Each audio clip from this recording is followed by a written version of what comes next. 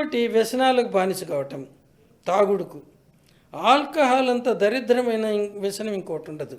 మన వాళ్ళు పోయి ఏదో ఉత్ప్రేరకాలు తీసుకుంటారన్నారు, దానివల్ల జరిగేది ఏమీ లేదు. యాంఫెటమిన్స్ అనేసి మేము స్టూడెంట్స్గా ఉన్న రోజుల్లో మా ఫ్రెండ్స్ కొద్దిమంది ఎగ్జామ్ దగ్గరకు వచ్చేంత వరకు చదవకుండా మైండ్ యాక్టివ్గా ఉంటుందని రోజు నైట్ టైం ట్యాబ్లెట్ వేసుకొని నైట్ అంతా నిద్రపోకుండా చదివేవాళ్ళు.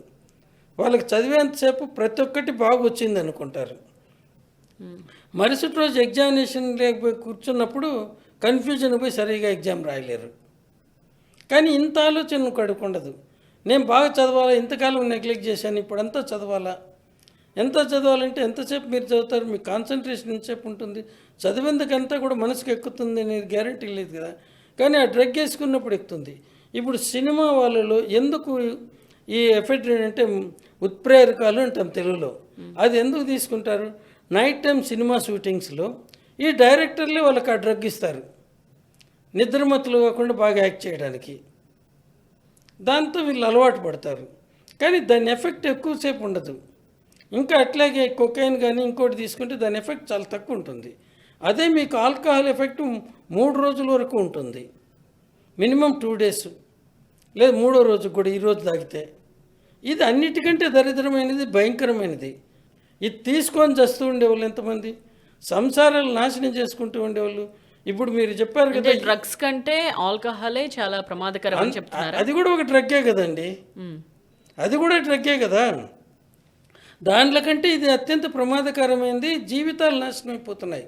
ముఖ్యంగా కూలీళ్ళు, వాడికి దొరికేప్పటికీ ఆ రోజు కష్టపడి సంపాదించుకున్నదంతా కూడా అక్కడ పోతూ ఉంది. మళ్ళీ మరుసటి రోజుకి పని దొరకకపోతే వాడు ఆకలితో చవాలా. ఇది దానికంటే భయంకరంగా ఇంకోటి లేదు. ఈ డ్రగ్స్ తీసుకున్నప్పుడు ఆ మత్తు ఎక్కువగా ఉంటుంది అనుకుంటా. సో ఆ మత్తులో ఇలా మర్డర్స్ చేసే సందర్భాలు కూడా పెరిగిపోతున్నాయి. అదే కాదు, ఆల్కహాల్ ఎక్కువ తీసుకున్నా కూడా వాడు మర్డర్ చేస్తాడు. కొట్టుకోవటం ఆల్కహాల్ తీసుకున్నప్పుడే. మేము హై స్కూల్లో చదివేటప్పుడు 4 కిలోమీటర్లు నడిచిపోవాల, కాళ్ళకు చెప్పులు లేకుండా. మధ్యలో ఒక పల్లి, తాకాటం వారి పల్లిని వచ్చేది. ఆ ఊర్లో అంతా రోజు కూలీలు చేసుకునేవాళ్ళు ఈ కన్స్ట్రక్షన్ వర్క్లో ఉన్న బిల్డింగ్స్ కట్టడానికి. సాయంకాలం అయ్యాలకు వాళ్ళు తాగి తన్నుకుంటూ ఉండేది చూసేవాళ్ళం. మళ్ళీ మరుసటి రోజు మత్తు దిగిపోయిన తర్వాత ఒకరి భుజాల మీద ఒకరు చేతులు ఇస్తూ ఇట్లుంటారు. అప్పుడు ఆ మత్తులు వాళ్ళు తన్నుకునేటప్పుడు రాయి తీసుకొని వేస్తే తలకు తగిలితే చనిపోవడం, ఇవి ఎంత భయంకరమైంది. దాన్ని అరికడితే వాళ్ళు సంపాదించుకొని వచ్చిన దాంట్లో కొద్ది మిగిలించుకొని మరుసటి రోజుకు ఉంచుకుంటారు. వాళ్ళ బ్రతుకులు వాళ్ళు బ్రతుకుతారు. ఇక్కడ ఆల్కహాల్ ఏమో మీరు ఎంతన్నా తాగండి అంటున్నారు. ఇంకా అక్కడ ఆ పక్క స్టేట్లో అయితే ఇంకా తాగిళ్ళు, వాళ్ళు తాగితే మనకు వచ్చే నష్టం ఏంటి? తాగితే వాళ్ళు రోజంతా కష్టం చేసింది మర్చిపోతారని. నిజమే, మర్చిపోతారు.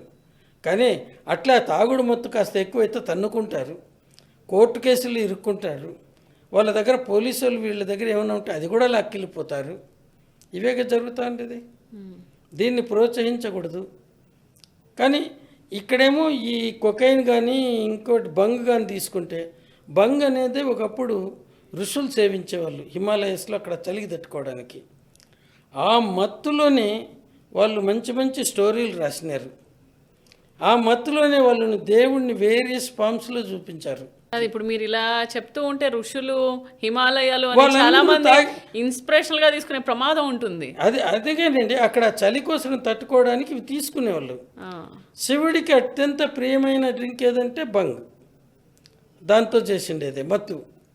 ఎప్పుడు దాంతోనే ఉంటాడని మన పురాణాల్లోనే ఉంది, నేను చెప్పేది కాదు. శివుడు ఎవరు? ఆకారమే లేని వ్యక్తి. చిదంబరంలో ఆకాశలింగం అని ఒకటి ఉంటుంది. అక్కడ పోయి నేను ఒకసారి ఎక్కడికే ఎగ్జామినర్గా పోయినప్పుడు ఒక 10 రోజులు రోజు తెల్లవారి అందరికంటే ముందు లేసి గుడి తెరిచే టయానికి పోయేవాడిని. ఒక గట్టు మీద శివాలయం ఉంటుంది, నటరాజు పక్కన అమ్మవారు ఉంటుంది, ఈ పక్క కాళీది. అక్కడ ఆ రెండింటికి హారతి ఇచ్చిన తర్వాత ఇక్కడ ఇస్తారు. ఈ గట్టు మీదకి పోవాలంటే ఆ కాలంలో 40 రూపాయలు పే చేయాలా, బనియన్ కానీ షర్ట్ కానీ ఉండకూడదు, అవి తీసేసి పోవాలా.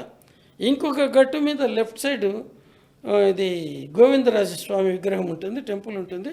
ఆ గట్టు మీద నిలిచి ఈ పూజ చూడాల. ఇక్కడికి వెళ్ళి చూడాలంటే నేను అప్పుడు మామూలుగా తెల్లవారుజామున నేను ఒక్కడిని తప్పితే ఇంక వేరే వాళ్ళు వచ్చేవాళ్ళు కాదు. ఎందుకంటే చిన్న టౌన్, లోకల్ వాళ్ళకి అంతేముంది రోజు చూసేదానికి. కొద్ది రోజులకు ఆ పూజారి మొదట స్మైలింగ్ ఫేస్తోనో తర్వాత కొద్దిగా మాట్లాడుతూ ఆయనకు తెలుగు వచ్చు. ఒకసారి అడిగినాను, స్వామి ఇక్కడ ఏ దేవుడు ఉన్నారు, మీరు ఎవరిని పూజ చేస్తున్నారు అంటే, ఇతను నిజమైన దేవుడు, ఏ ఆకారము లేనివాడు శివుడు, నిరాకారుడు, అందువల్లనే ఆయన్ను దిగంబరుడు అంటారు. ఆకారం లేని వాళ్ళకి ఏ బట్టలు చుట్టగలవు, విశ్వమంతా వ్యాపించి ఉండాడని. ఇప్పుడు మనకు మూఢభక్తులు వచ్చినారు, దిగంబరుడు అని చెప్పేసి వీళ్ళు బట్టలు ఇప్పేసి రోడ్డు మీద పోతుంటే వాళ్ళ వైపు చూడలేక మనం కళ్ళు మూసుకోవాల్సి వస్తుంది. సో ఇవన్నీ కూడా మూఢత్వాలు వస్తాయి దీంట్లో. నువ్వు భక్తి ఉండొచ్చు, కానీ భక్తి ఒక హద్దు మీరితే ఇవన్నీ వస్తాయి. అటువంటి భక్తులు కూడా ఇటువంటివి చేస్తున్నారు, ఈ డ్రింక్స్ తీసుకొని ఇవన్నీ కూడా ఇవన్నీ